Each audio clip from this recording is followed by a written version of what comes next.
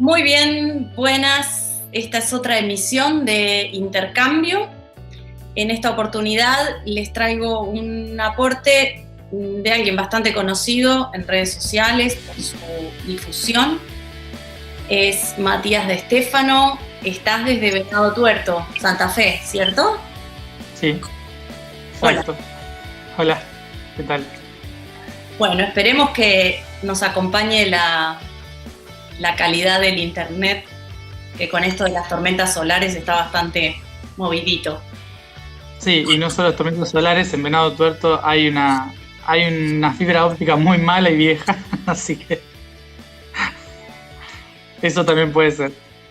Ubicanos, ya que tocaste el tema, para el resto del planeta, ¿dónde queda específicamente Venado Tuerto? Venado Tuerto está a 360 kilómetros de Buenos Aires, en la provincia de Santa Fe, en la Pampa húmeda, casi en la mitad del país. Así que acá estamos en un pozo geográfico rodeado de lagunas y mosquitos. Mosquito. ¿Naciste allí en Venado Tuerto?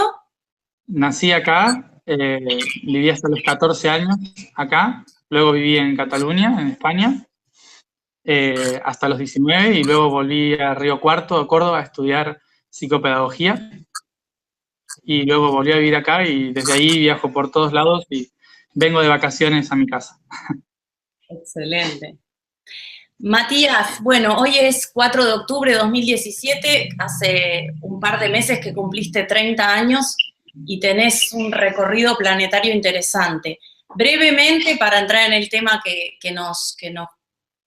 me movió a mí a charlar un poco contigo, ¿qué es esto de los nodos y esta movilidad que tenés vos planetaria y qué podrías contarnos brevemente para hacernos como un marco de referencia ahí?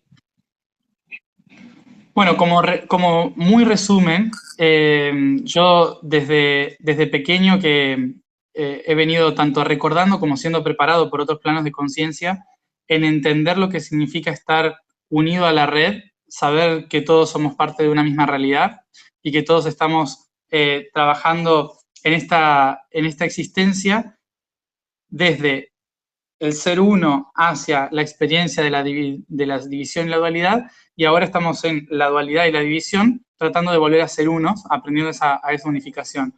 Entonces, dentro de esa propuesta que siempre he tenido desde pequeño, es volver a conectar esas partes diferentes para que vuelvan a ser uno, ¿no? En cierta forma se conecta en eso. Y lo que llamamos nodos planetarios en realidad son las diferentes articulaciones, centros de poder, chakras, en los que la unidad de este planeta se ha dividido geométricamente y que en cierta forma miran hacia puntos diversos, pero olvidándose de que todos vienen del núcleo de la Tierra, ¿no? del punto central. Entonces, la intención de conectar nodos, unir puntos, ir a hacer actividades, esencialmente esos aspectos separados del ser para que en todos resuene y vibre la misma frecuencia que es el yo soy, y a partir de ahí podamos trabajar en la construcción de una conciencia diferente desde la separación hacia la unidad. En cierta forma, los nodos son eso, son los diferentes aspectos que observan diferentes perspectivas, pero de un mismo ser. Entonces, mi tarea es como tratar de ponerles conciencia a eso y unirlos. Bien, y esto vos lo haces acompañado de otras personas que eligen o deciden estar contigo en esa situación, en ese viaje.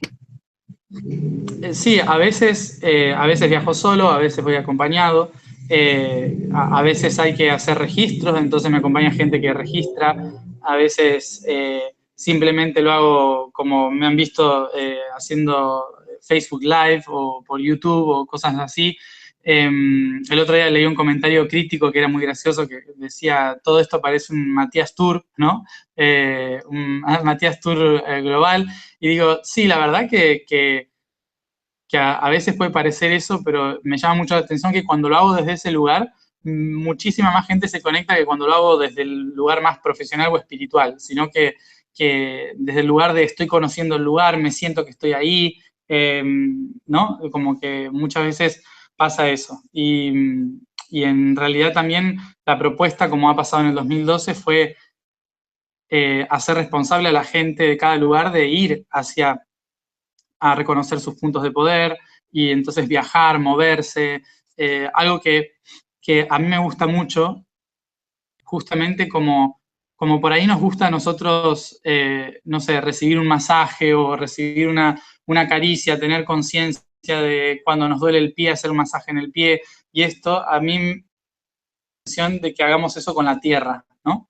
Que también vivimos en este planeta y somos este planeta, entonces lo que me llama la atención es que la gente se mueva, acaricie las piedras donde va, esté en esos lugares y sienta la tierra no solo desde su casa, sino viviéndola y viviendo las experiencias y la aventura que es moverse por este planeta que hemos creado.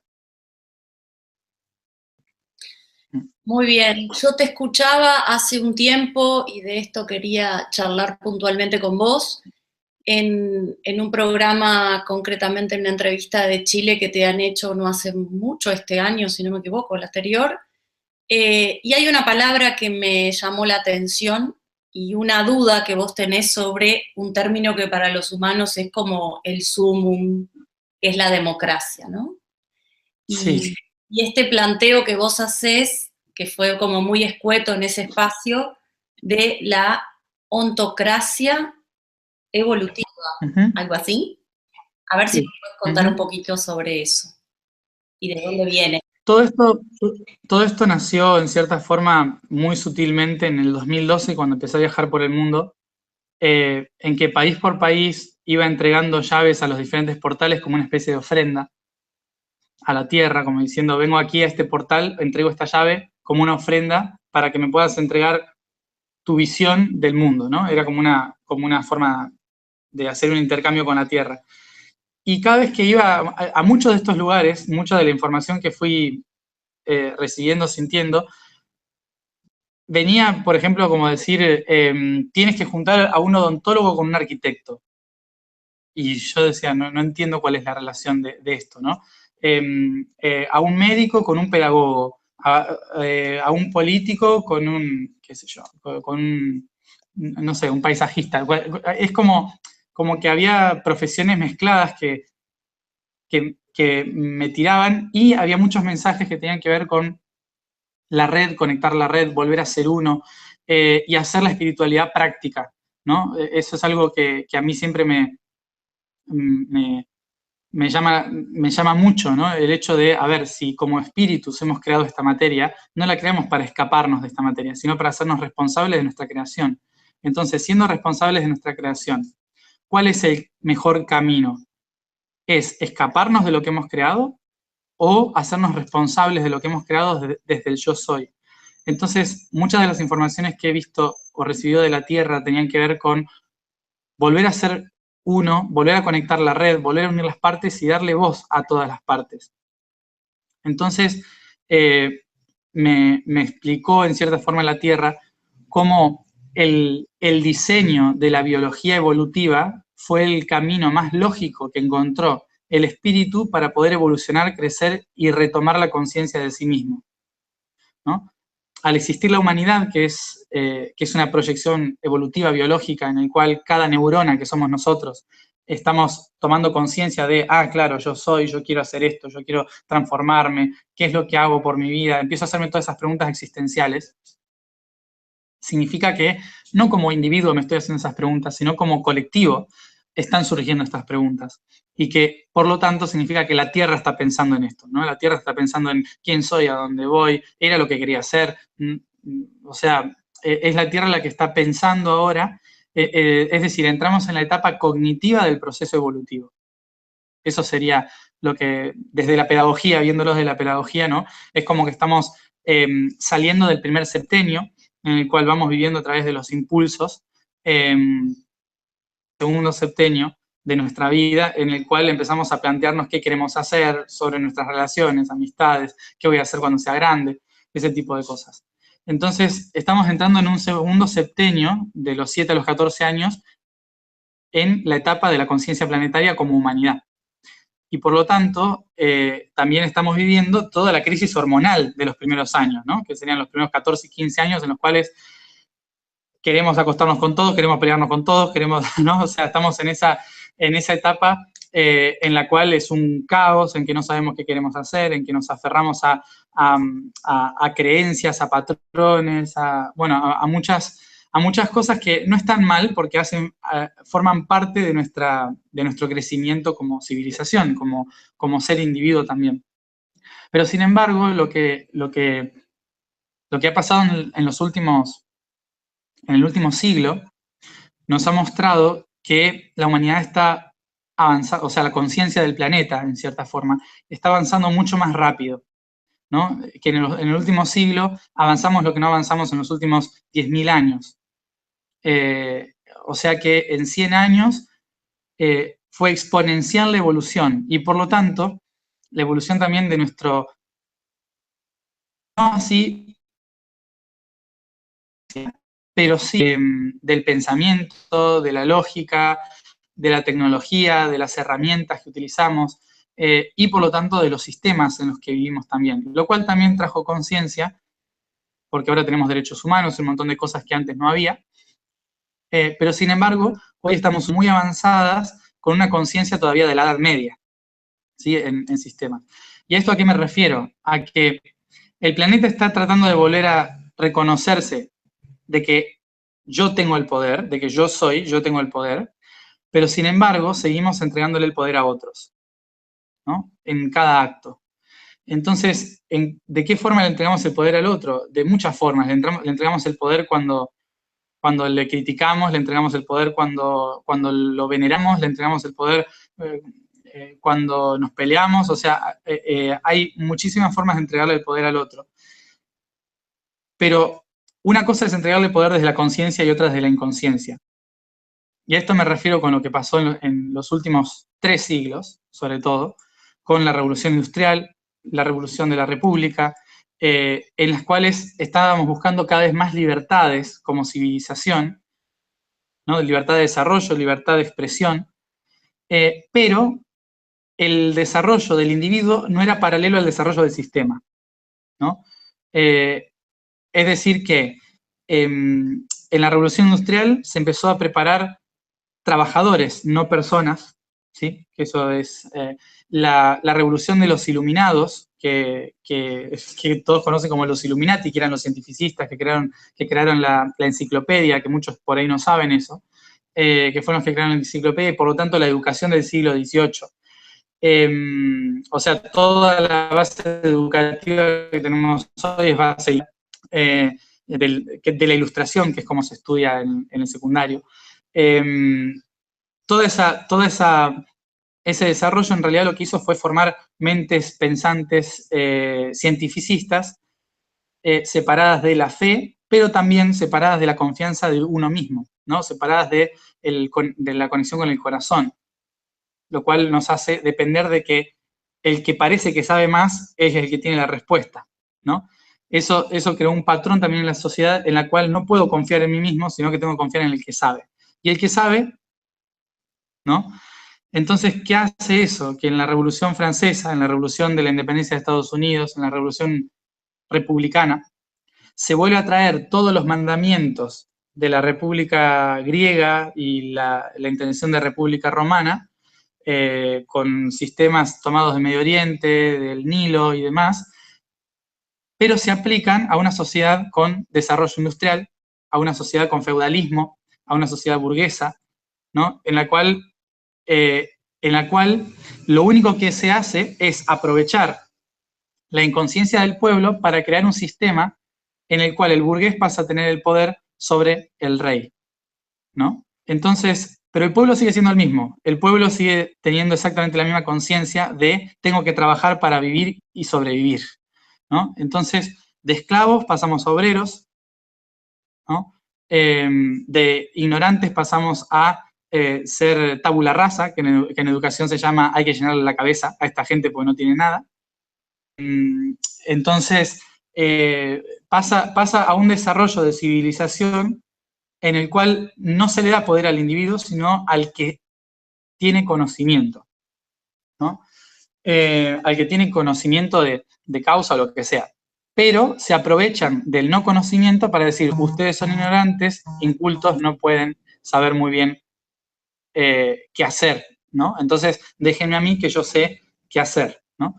Entonces, la cuestión fue que en las revoluciones sociales, obviamente, se intentó de, en cierta forma, darle poder al pueblo, ¿no? Pero dijeron, ¿de qué manera puedo seguir yo controlando con mi propia noción de lo que es gobernar, haciéndole sentir al pueblo que es libre, ¿no? O incluso dándole libertad al pueblo. Entonces tomaron el sistema griego de la democracia, ¿no? El sistema democrático, que significa poder del pueblo, demos kratos, el sistema democrático era un sistema que solo funcionaba si todos los ciudadanos participaban libremente de la toma de decisiones de todas las leyes y decisiones de todo el pueblo.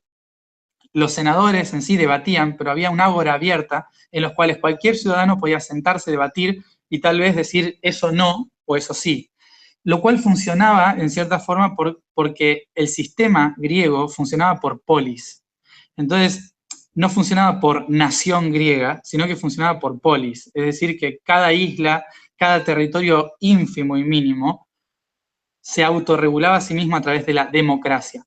Imposible en una estructura imperial, ¿no? En una estructura imperial, como fueron después los países europeos que crearon las repúblicas, que crearon las colonias de América, que controlaron diferentes regiones de Europa y las administraron como propias, se formó un sistema imperial al cual se le quiso meter el sistema democrático, ¿no? Entonces, el pueblo elegía representantes, pero esos representantes no representaban al pueblo, ¿no? Porque es imposible representar al pueblo. Entonces, terminábamos eligiendo senadores que no sabemos quiénes son, si no sabemos si podemos confiar o no. Se terminaron creando como sindicatos los partidos políticos. Entonces, los partidos políticos tienen sus afiliados que en cierta forma son los que eligen realmente quién los van a representar, pero no son los que representan realmente al pueblo. Entonces, termina en cierta forma la democracia siendo una especie de sistema monárquico o feudalista encubierto, ¿no? En el cual nosotros tenemos que, de igual manera, seguir pagando los impuestos como hacíamos con el feudal. Si no pagamos los impuestos, vamos a la cárcel, ¿no? Que es lo que hacíamos con el feudal. O sea, hay muchísima, el sistema evolucionó muchísimo. Básicamente, lo que hizo fue legalizar la esclavitud, ¿no? Legalizar la esclavitud desde la libertad de expresión. Entonces, obviamente que la educación no fue avanzando en paralelo con el sistema y por lo tanto hoy tenemos las redes sociales en las cuales todos tenemos una voz porque evolucionó la tecnología y todos a través de Twitter, Facebook podemos opinar, crear proyectos, hacer crowdfunding, financiar cosas, comprar, vender libremente. Tenemos un montón de herramientas que nos hacen evolutivos, pero por el otro lado seguimos teniendo una educación que nos enseña que los padres tienen la razón, los maestros hay que hacerle caso, a los jefes no se les discute, al gobierno se lo vota una vez cada 4 años y arreglate durante esos 4 años. Entonces, el sistema en sí empieza a demostrar que fracasa como representación del pueblo y empieza a demostrarse a través de las redes sociales de que ya no representan al pueblo. Antes parecía que representaban al pueblo a través del partidismo y ahora ya no representan al pueblo, sino que representan a una ideología partidaria. Entonces, yo pregunté, ¿cómo se representa realmente al pueblo? Y entonces surge la palabra ontos, que es el ser, en griego es ontos. Entonces, ¿cuál es el tema fundamental acá? Es recuperar el poder del ser, recuperar el quién soy, ¿no? Entonces, a eso se le llama el poder del ser, que es ontos kratos, ¿no? Entonces, le puse ontocracia, ¿no? Hay otra filosofía que se llama holocracia, pero que significa, obviamente, el poder de todos, significa eso, ¿no? Entonces, pero ¿qué es lo que hace el poder de todos? Sigue, en cierta forma, apelando a que hay grupos que deciden, ¿no? que impulsan y que hay organizaciones y que, bueno, diferentes aspectos que en realidad implica la fuerza del conjunto, ¿no? Pero no del individuo, ¿no? Entonces, como estamos entrando en un sistema muy individualista, hay que aprovechar, en cierta forma, que el individuo sea útil al conjunto, ¿no? Y no querer que todos seamos iguales, que sería el holos, ¿no? O el holón. Entonces, no podemos ser todos iguales. Tenemos que respetar que el conjunto es diferente en sus partes. Entonces, si las partes tienen la posibilidad de ser representadas por sí mismas, colaborando con el conjunto desde su propio potencial y voluntad, entonces vamos a estar aprovechando el sistema biológico. Entonces, estuve viendo el sistema biológico, cómo funciona. En el cuerpo, nadie se pone de acuerdo con lo que hay que hacer. Si uno analiza biológicamente, no hay una célula del corazón que dice, hey, hígado, voy a necesitar que purgues esto para que después a mí me sea útil, ¿no? Para poder traspasar sangre y que no haya colesterol. No sé, o sea, no se ponen de acuerdo. Cada uno internamente sabe, siente lo que tiene que hacer. Nosotros también hacemos eso. Nosotros, como individuos, cada uno se moviliza por algo, siente voluntad por realizar algo. Y no todos queremos hacer lo mismo. Hay gente que es feliz barriendo la calle, mientras hay gente que es feliz siendo presidente. Entonces, no hay claro, todos querríamos trabajar en una oficina si pudiéramos elegir. No, porque en realidad no es así, ¿no? Todos realmente queremos hacer cosas diferentes. Entonces, y cuando no hay alguien que se ocupa de eso, siempre hay alguien que dice, yo lo hago, porque somos así. Como humanidad, cuando surge algo así, y somos libres de tomar la decisión, siempre hay alguien que ocupa el lugar que falta. Entonces, ¿a qué se apela? A que nosotros estamos diseñando un sistema social desde hace unos cuantos siglos, basados en la mente y en la estructura del poder de unos pocos, ¿no? Cuando hace billones de años, la Tierra ha practicado en crear el mejor sistema jamás creado, ¿no? El mejor sistema articulado, flexible, el mejor sistema aplicado a la potencialidad de cada célula, el mejor sistema adaptado, que se adapta a cualquier circunstancia externa, que no toma a los conflictos como una amenaza de ley, o a la Constitución, sino que toma los conflictos como una opción de evolución, ¿no? De mejora del sistema. Entonces, esa es la biología evolutiva.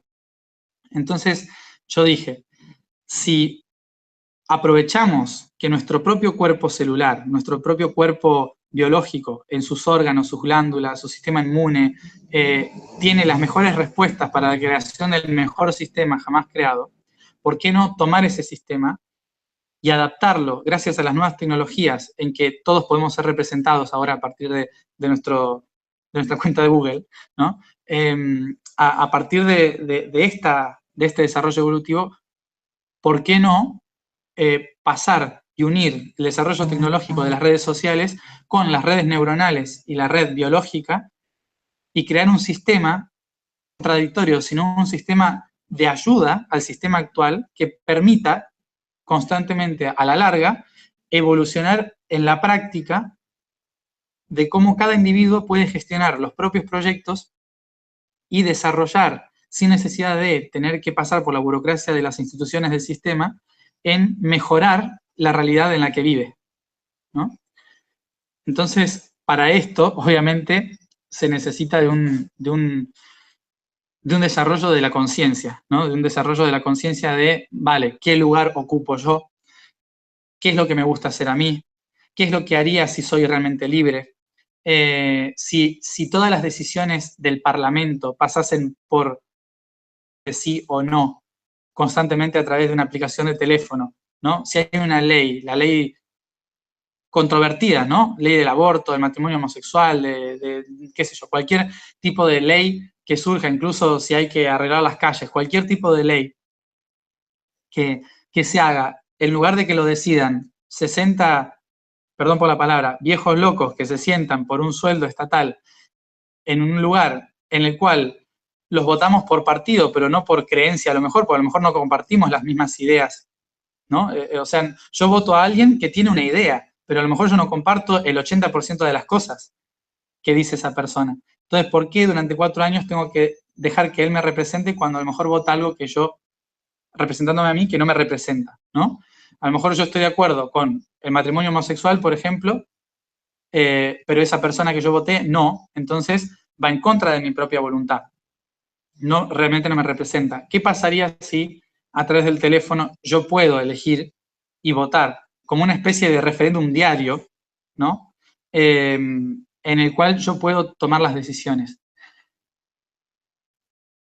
Desde un punto de vista de la lógica del sistema actual, generar un sistema ontocrático sería totalmente caótico y desordenado y loco. ¿Pero por qué sería así? Porque se han encargado en el último siglo de crear una educación en la cual no estamos capacitados para pensar por nosotros mismos. Entonces, claramente que si nos dan un sistema, vamos a ir un desastre. Eso es inevitable.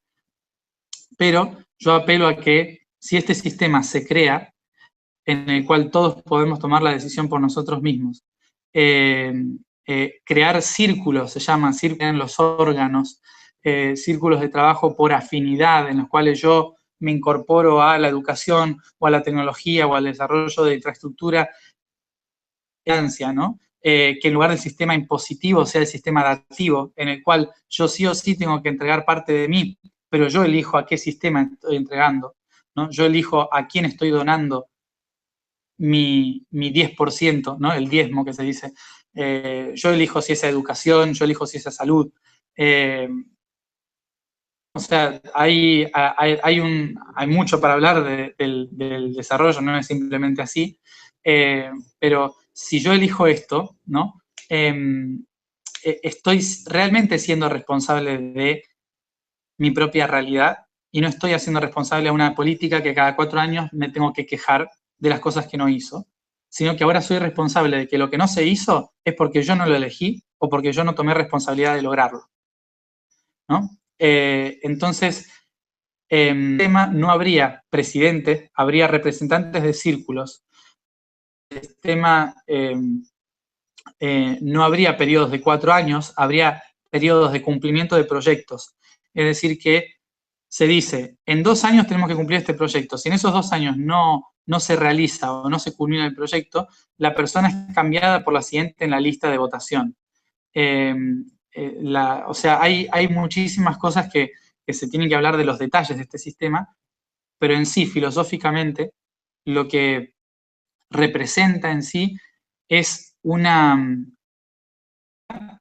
de un cambio de paradigma en cómo yo acciono desde mi persona, desde mi ser, en la transformación de la realidad que hay a mi alrededor.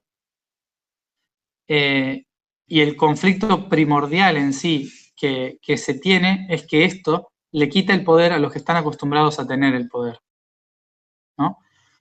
Pero no tiene por qué quitarles el poder. Les da poder, pero solo si demuestran que lo que dicen se hace. Es decir, es inevitable porque el sistema no va por partido político, sino va por proyecto cumplido. Entonces, es como una especie de crowdfunding constante, digamos, que se aplica al Estado y una especie de votación estilo proyecto de Facebook o en Twitter de tener senadores en el gobierno representando a porciones de la sociedad. Entonces, hoy creo que las están para eso, que las civilizaciones de los millennials para abajo estamos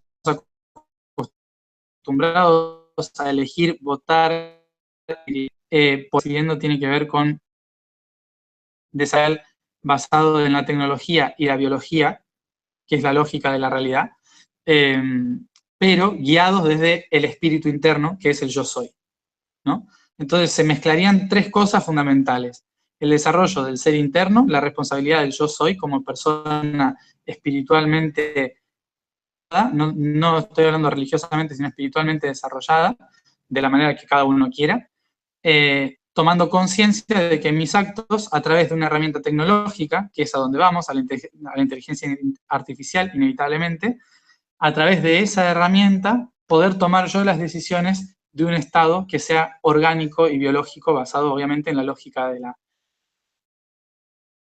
Se unificaría en cierta forma y se mostraría de esta manera que solo sobrevivirían los proyectos o los representantes que realmente representan y que realmente se cumplan. Y a partir de acá, bueno, miles de cosas para hablar, ¿no? Pero eso sería una especie de resumen de lo que es la ontocracia evolutiva. Muy bien, me remite totalmente a muchas preguntas, pero la básica y la principal es que en realidad ese sistema ya existe, está totalmente disponible, como tú decís, por tecnología, pero lo que no hay es un ciudadano, un individuo responsable de su propia existencia y no por decir no me importa, sino por ese desconocimiento de quiénes somos realmente. Entonces, exacto, vamos a dar vuelta un poco esto de, bueno, si ellos están ahí y hacen las cosas como las hacen ellos por los gobernantes, ¿no? Es por nuestra propia incapacidad de volvernos responsables, ¿no? Y ahí entra ahí está la clave. Trabajo individual. Y ahí está la clave. ¿Harías vos esos pasos internamente necesarios para esa transformación? Es inevitable también pensar que muchas veces nosotros culpamos a los gobernantes, pero hay que recordar que los gobernantes vienen de la misma educación que nosotros. O sea, vienen de una educación de la competencia, de una educación de me saqué 7 o me saqué 10, ¿no? ¿Presenté la mejor tesis o era mala? ¿Tengo el mejor puesto de trabajo? O sea, venimos de un sistema capitalista, educativamente capitalista, de competición, de ver quién es más inteligente que el otro, y por esto mismo cuando se llega a la política se replica esto, ¿no? Las mismas palabras políticas, o sea, la política es todo lo que tiene que ver con la ciudad, pero no tiene que ver con el pueblo, no tiene que ver con una nación en sí. Eso pasa a la sociología más que la política. Otra cosa es el partido, ¿no? Partido es partir, una, dividir a la sociedad, o sea, partir a la sociedad, y otra, el tomar partido de algo, que es decir, voy por este lado y lo otro me da igual. Por lo tanto, no pueden ser holísticos, es decir, no pueden ver todas las opciones, solamente tienen un partido, es decir, tienen un punto de partida hacia un objetivo. Entonces, es unilateral en cierta forma la política también. No es realmente general. Después hablamos de campañas, ¿no? La campaña viene de la palabra, de la palabra hacer campaña para las campañas romanas, que era llevar todas las tiendas de campaña, ¿no? Tiendas de campaña para la batalla y ocupar territorio, ¿no? Que es lo que llamamos ganar una elección.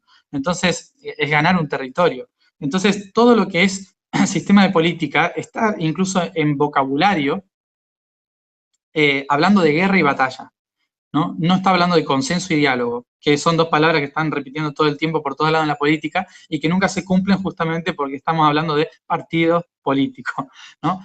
En una campaña política para ganar unas elecciones. Entonces estamos hablando obviamente de un sistema caduco desde el punto de vista de la conciencia evolutiva o de la conciencia social.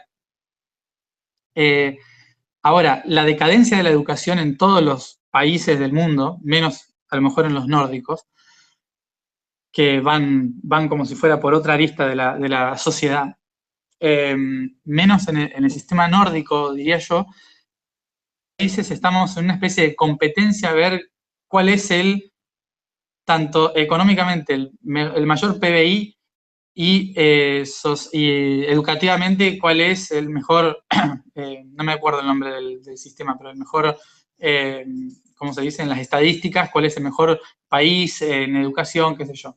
Estamos en una competencia educativa, olvidándonos de preparar individuos para la nación. Entonces, Yo acá apelo a dos cosas. Una, es inevitable que para poder cambiar este sistema, lo primero que tiene que cambiar es la educación.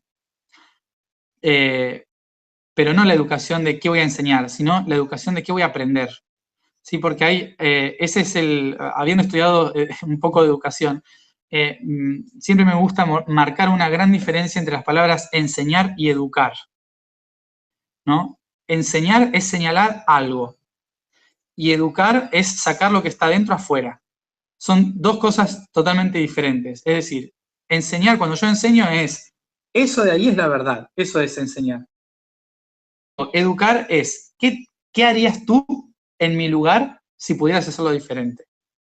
¿No? O sea, eso es educar. Educar es lanzar la pregunta, que es lo que hacían los griegos. En Grecia, el profesor no venía y decía, esto es así, así, así. El profesor, sabiendo la respuesta, lanzaba una pregunta y veía cuál de todos sus alumnos llegaba a la respuesta correcta, ¿no? Entonces, es muy diferente a lo que se hace hoy, que en una pizarra se enseña algo, se dice, esto es verdad, y todos los alumnos anotan y tienen que repetir como loros esa verdad. ¿Qué hace eso? Que después, cuando venga un político y diga, esto es así, todos digan, eso es así. Porque estamos modificados mentalmente para repetir lo que dice el que está parado delante. Entonces, el cambio educativo es fundamental, en primer lugar. Pero claro, cambiar la educación depende del Ministerio de Educación. El ministro de Educación fue elegido por un partido político para representar una política específica que es pagada por una empresa que pagó la campaña política y que no le conviene que los trabajadores piensen por sí mismos, ¿no? Entonces, es toda una especie de maraña de a ver qué hay que cambiar primero, ¿no? ¿Qué es lo que hay que cambiar primero? Obviamente las empresas, viviendo en un mundo occidental capitalista, las empresas son las primeras que tienen que cambiar su mentalidad. ¿Por qué? Porque las empresas, en lugar de contratar empleados, tienen que contratar personas, ¿no? Entonces, las empresas, al exigir un personal que pueda pensar por sí solo y que pueda crear y ser compañero de trabajo para trabajar en equipo y no en competición, si las empresas cambian esto, entonces implica que el sistema tenga que sí o sí cambiar el sistema educativo para preparar personas y no trabajadores, ¿no? Por lo tanto, son las empresas y la economía la primera que tiene que modificarse en cierta forma antes que la educación, para que realmente haya un cambio verdadero en la educación. Por eso hablaba siempre del cambio de la economía primero. La economía representa el corazón del sistema. Y como hablamos desde la espiritualidad, tengo que activar mi corazón, mi potencial. Si yo no logro activar mi corazón y estar en equilibrio, amando incondicionalmente, no puedo hacer nada en mi vida. Y en la sociedad se llama economía. Es el corazón, es lo que administra la sangre del cuerpo, la que permite la circulación constante de los bienes que nutren los diferentes órganos. Entonces, si yo cambio ese corazón para que administre y nutra a esos órganos, entonces la conciencia de esos órganos cambia, ¿no? Lo cual implica una modificación en el empresariado, digamos, que serían, como pasó en la Revolución Francesa, los burgueses, otra vez haciendo el cambio, ¿no? Ahí es donde debería hacerse el cambio otra vez. Pero ¿qué pasa? También tenemos por el otro lado el socialismo, el comunismo, que intenta de que todos tengamos los mismos recursos, defendiendo a veces lo indefendible, que es que el cuerpo no puede sostener a células que no trabajan, ¿no? Eso se llama cáncer en el cuerpo físico. Es decir, células trabajando para alimentar células que no hacen nada, solo consumen, ¿no? Entonces, el cuerpo no puede sostener por igual a todas las células si esas células no aportan algo al sistema. Entonces, no tienen por qué aportar dinero, tienen que aportar algo, lo que sea, pero tienen que aportar algo. Entonces, esa es otra de las cosas que tenemos que hacer de inclusión, ¿no? En el cual la inclusión no significa darle a los otros porque no tienen posibilidades, sino que darle posibilidades para que los otros se transformen, ¿no? Que ahí está la unificación entre el sistema capitalista y el sistema comunista, en cierta forma, que los dos están bien. O sea, ninguno de los dos tiene razón porque los dos están bien, básicamente. El tema es que siempre seguimos en dualidad. Es como decir izquierdas o derechas, pero la izquierda, en la pantalla no sé cómo es, pero la izquierda y la derecha ¿sí? Las dos tienen brazos que van al mismo lugar, ¿no? Que se llama corazón. Entonces, por más que yo diga izquierdas o derechas, las dos tienen, ¿no?, que es el servicio hacia los demás con uno mismo, ¿no? Entonces, por un lado, el cambio de conciencia tiene que ser educativo, pero ese cambio educativo tiene que ser social, no en la escuela. Ese cambio educativo tiene que darse en las plazas, en las empresas. La educación no está en la escuela, la educación está desde que yo nazco hasta que yo muero. Eso se llama educación. Se llama aprender a vivir, básicamente. Entonces, no hay que mirar la educación infantil. Obviamente que si cambiamos, si logramos hacer que en el primer septenio los niños entiendan lo que es la ontocracia evolutiva y desarrollen emocionalmente su ser, toda la civilización. O sea, con cambiar a los que tienen menor de 7 años ya está, no hace falta ni perder tiempo con nosotros, que ya en cierta forma estamos perdidos dentro de nuestras costumbres celulares, ¿no? Que la programación celular que hemos tenido culturalmente. Pero entonces están esos dos cambios. Por otro lado, el plan B, que le podría llamar, el plan A sería ese, ¿no? Que sería un cambio desde la conciencia, ir a las empresas, reeducar, ir a las escuelas, reeducar, entregar herramientas a las escuelas públicas, hablar con el Ministerio de Educación y proponer este nuevo tipo de educación, etc. Ese es el camino A. Y el camino B es crear este sistema y entregárselo aunque la humanidad no tenga ni idea de cómo usarlo. Igual que pasó con la democracia, básicamente, ¿no? O sea, la democracia y la república surgieron en un pueblo que estaba acostumbrado a la monarquía. Entonces siguieron eligiendo presidente de la misma forma que podrían haber elegido un rey, ¿no? Y seguimos exactamente igual. Pero, ¿qué sucede? Debido a la democracia, surgieron un montón de organizaciones que hoy trajeron derechos humanos, que hoy trajeron la Unión Europea, que hoy trajeron tantas organizaciones internacionales que de la salud, de la defensa de derechos de no sé qué, los animales, cambio climático, o sea, Greenpeace, todo este tipo de cosas surgen gracias a la democracia.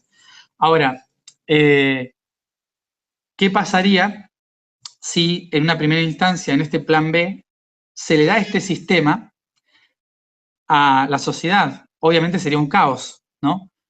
Pero justamente ese caos demostraría que la sociedad diría, vamos a tener que plantearnos cómo hacemos las cosas y vamos a tener que aprender, porque ahora la responsabilidad recae sobre mí. O sea, si yo cometo un error, es mi error, no es del político que está ahí arriba, ¿no? Entonces, implica un cambio mucho más largo, doloroso, conflictivo. Sería una especie de virus para el sistema incluso, ¿no? Pero sería como una especie de enfermedad, en el cual, como me enfermé, ahí me planteo, claro, me enfermé porque comí esto, me enfermé porque hice tal cosa. O sea, en lugar de enseñarle a la persona, no comas esto porque te vas a enfermar, es dejar que se enferme y ver cómo después lo soluciona y entiende por qué se enfermó, ¿no? Son los dos diferentes planes. Para mí estás describiendo la realidad actual, ese plan B es el que está funcionando, ¿no? El plan B es el que con la tecnología está funcionando, claro. Sí. O sea, uno se mete en Twitter, por ejemplo, que sería una plataforma de permitir pensamientos, de permitir compartir, y decía, escucho un humorista de España que dice, a Twitter lo carga el diablo, ¿no? Porque la mayoría de la gente que opina es opinión en contra de, en crítica de, pero ¿por qué? Porque no somos responsables nosotros, porque la gente que está criticando es la gente que no está haciendo, ¿no? O sea, porque si otra persona me decía, ladran Sancho, señal de que cabalgamos, ¿no? O sea, el que hace cosas es criticado por el que no hace cosas normalmente, ¿no? O sea, entonces en este sistema, inevitablemente, si no haces algo, el sistema mismo te deja relegado al fondo del sistema.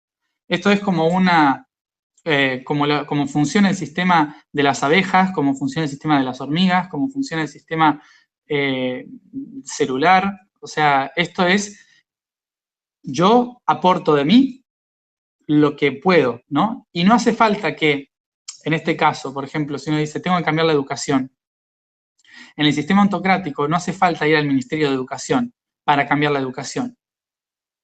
En el sistema autocrático, los grupos de diferentes escuelas evalúan la forma en que van a educar, se ponen de acuerdo con los diferentes profesores, padres y incluso, todos tienen el derecho de elegir qué tipo de educación tienen, y eso es lo que condiciona al Ministerio de Educación. El Ministerio de Educación no puede dar un currículum. El Ministerio de Educación tiene que ocuparse de que la educación que el pueblo quiere se pueda realizar. Es directamente lo opuesto, porque si no se realiza eso por voluntad del pueblo, el ministro renuncia, porque no puede hacer nada. O sea, en realidad no es el ministro el que tiene el poder sobre la educación, son los docentes y padres y alumnos que tienen el poder sobre lo que se va a educar. Es decir, que los que toman la decisión son los que saben del tema, ¿no? No puede haber un ministro de Educación que sea ingeniero agrotécnico, por ejemplo, ¿no? Tiene que ser alguien que sepa de educación, que sepa de sociología, de pedagogía, de psicopedagogía, ciencias de la educación, lo que sea, digamos. O incluso maestros, alumnos, que puedan opinar sobre la educación.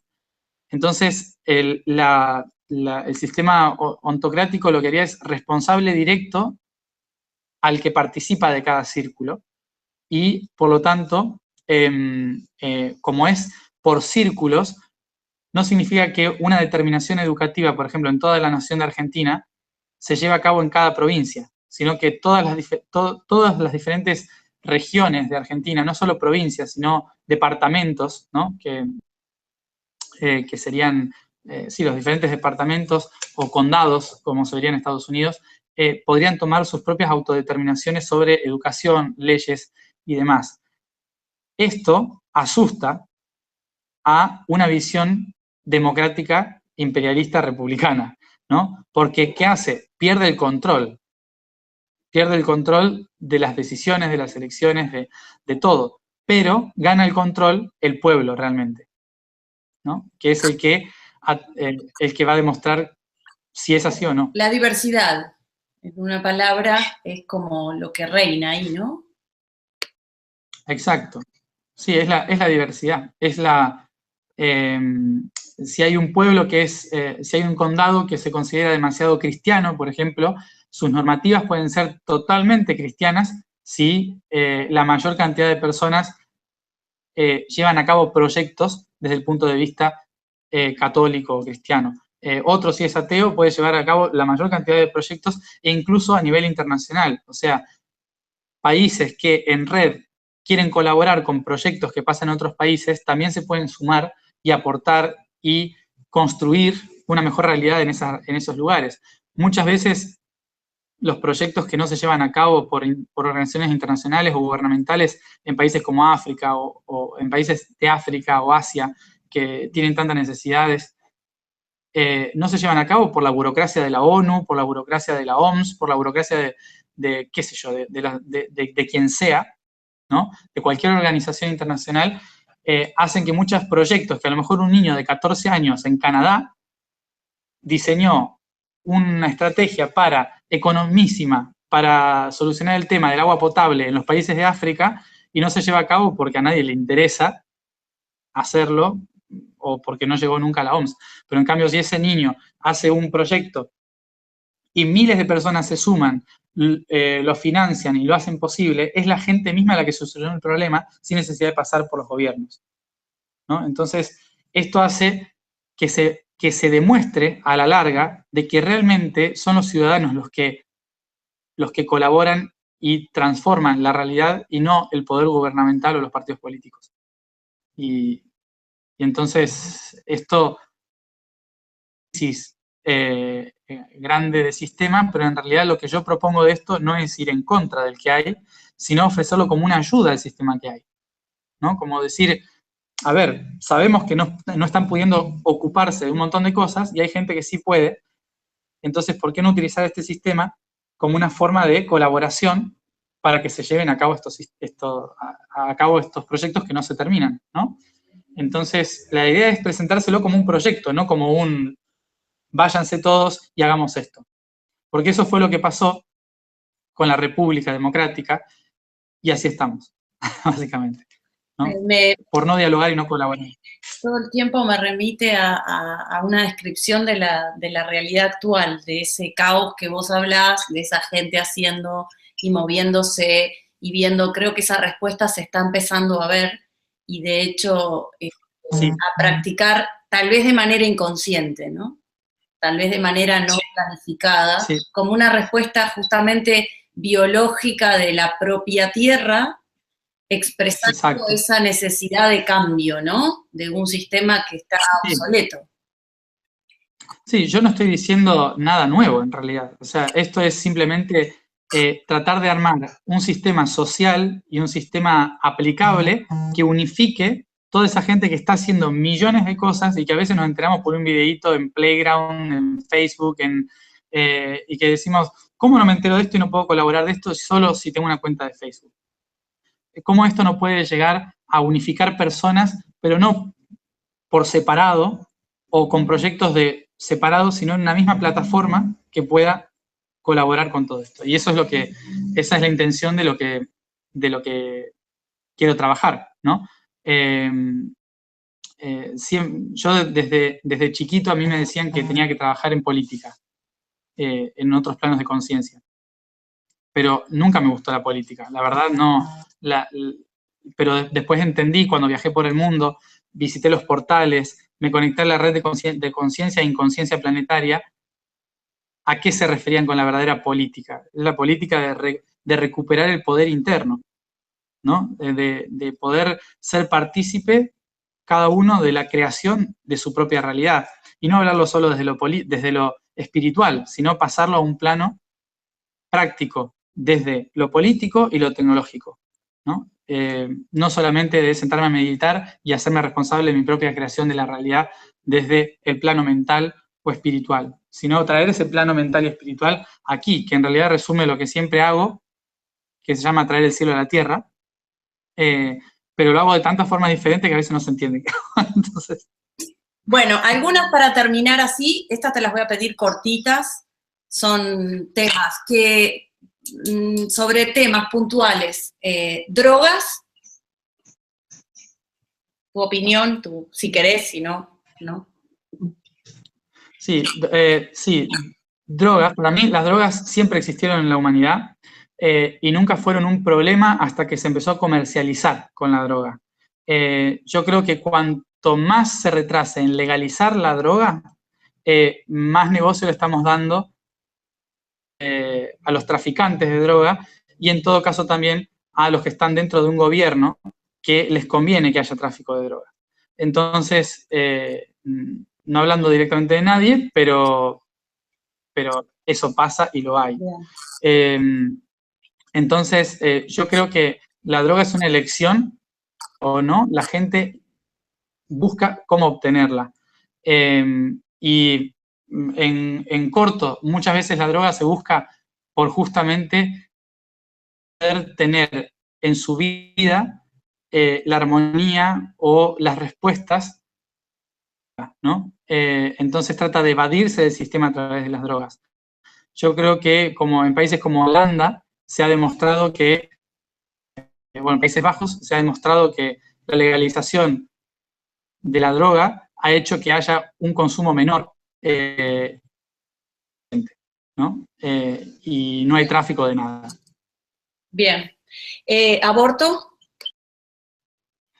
El aborto, desde mi punto de vista, hay dos visiones, ¿no? La visión de legalizar el aborto porque y no quería, ¿no? Que para mí hay que hacer todo un trabajo psicológico por parte del Estado, por parte de diferentes organizaciones, de el aborto no es algo que debería proteger a la mujer a abortar porque quiera, sino de defender el derecho del aborto de la mujer a abortar solo en los casos de realmente agresión, abuso, violaciones y cosas que realmente ha sido un perjuicio, perdón, a su cuerpo. desde mi punto de vista, creo que también tenemos que ser responsables muchas veces. Si quedaron embarazadas, hay muchos métodos anticonceptivos de libre venta como para poder no llegar al punto de tener que vivir vida para eso, ¿no? Creo que forma parte de la responsabilidad social, responsabilidad civil y femenina y masculina, también por cuidar a la mujer en ese aspecto. Pero sí estoy a favor personalmente estoy a favor del aborto y la legalización del aborto en esos casos de violación, de uso o perjuicio al cuerpo femenino. Bien, otro tema, sexualidad y bueno, la expresión, ¿no? Porque tampoco lo quiero llevar a un modelo porque hoy justamente la diversidad se expresa. ¿Qué opinión tenés ahí? Y esto de casamiento, no casamiento, en genérico, ¿no? Tema tal vez vincular, sería afectivo. Y el tema sexualidad. La sexualidad siempre fue algo natural y normal en el planeta. En realidad, yo creo que la parte desde la cristiandad y el islam se empezó bueno, el monoteísmo en cierta forma desde hace 2000 años es realmente la que empezó a moralizar el tema de la sexualidad y el matrimonio. El matrimonio en realidad en la antigüedad no era una cuestión espiritual, era una cuestión económica, básicamente, era una cuestión de unificar territorio, de unificar bienes, y qué es lo que para hoy es un matrimonio civil, no religioso. Por lo tanto, históricamente en Egipto el matrimonio homosexual era legal, en Mesopotamia también, o sea, en Roma también, en Grecia. Son cuestiones que ya dentro de las repúblicas y democracias que existieron hace más de 2.000, 3.000 a 5.000 años, como en la India, en China, ya existían y era normal, ¿no? Fue en realidad una visión religiosa de hace solo 2.000 años que impuso una moralidad en relación a lo sexual. Yo personalmente creo que hay un tabú muy grande por aspectos que son naturales. No tienen nada que ver con la realidad biológica, física, emocional de un ser vivo, de un ser humano, de nada. Simplemente es una idea más que se implantó y que hoy espero estemos tratando de sanarla.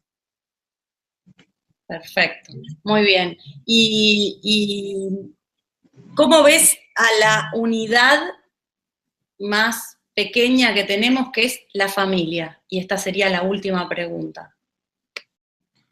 Sí, bueno, la familia para mí es, dicen biológicamente que la familia no se elige, ¿no? Espiritualmente en realidad sí. Y yo la considero la primera práctica el primer fractal del mundo, ¿no? O sea, donde uno practica realmente lo que va a transmitir en el mundo, lo que va a hacer en el mundo. Para mí, la familia no es un concepto estrechamente ligada a la biología, a los padres, los abuelos y los hijos. Para mí la familia es más un conjunto de individuos en los que yo considero forman parte de mí, ¿no? Por lo tanto, amigos, los más cercanos, o sea, la gente que yo elijo como mi familia. Para mí la familia es ese mundo interno en el cual no tiene por qué ser madre, padre, hijo, hija, abuelo, abuela. Ese es el aspecto biológico, pero no el aspecto espiritual de la familia. La familia es la contención del desarrollo del individuo, ¿no? Y creo que pasa más por ahí que por la biología. Correcto. Bueno, Matías, muchas gracias. Esto es un intercambio, como así se llama el espacio, para Radio Frecuencia Origen, que, bueno, ellos transmiten, como siempre comento, desde Estados Unidos, 24 horas por internet, distintos aportes, y este es uno más, y te agradezco mucho tu tiempo y que hayas compartido este espacio con nosotros. una entrevista que ha sido buscada por un par de meses, que estabas viajando, y bueno, ahí llegamos. Ahí llegamos. Bueno, muchas gracias. Gracias. Muchas gracias. Y perdón que sí, normalmente no estoy nunca en el mismo lugar, entonces siempre es difícil ubicarme, incluso mi familia. Y nada, también perdón porque hablo mucho. Era la idea. Está. Sí, bueno. Perfecto. Bueno, muchas gracias. Muchas gracias, Matías. Hasta pronto a todos y nos vemos en el próximo intercambio.